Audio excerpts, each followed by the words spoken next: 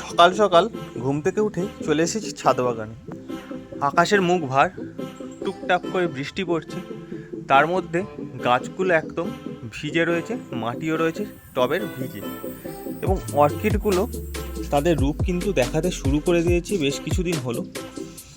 এই একটা গাছ, এই একটা দেখো ডবল পেটালের একটা ডেনড্রোবিয়াম, এখানে রয়েছে একটা ইয়েলো কালারের খুব সুন্দর একটা মিষ্টি কালার, এখানে একটা রয়েছে বিভিন্ন রঙের বিভিন্ন বর্ণের কিন্তু অর্কিডগুলো আমার ছাদে ফুটে রয়েছে। এখানে একটা স্ট্রাইপ রয়েছে, এখানে একটা পার্পেল টাইপের রয়েছে, এখানে একটা ডিপ পার্পেল রয়েছে, এদিকেও রয়েছে বেশ কিছু অর্কিড।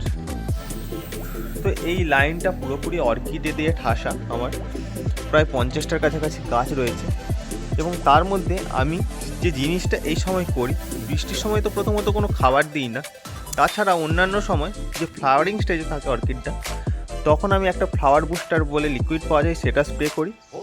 সপ্তাহে একবার 18 অল ব্যালেন্সড এনপিকে দিই, একবার সালফেট অফ পটাশ অর্থাৎ 0050 স্প্রে করি।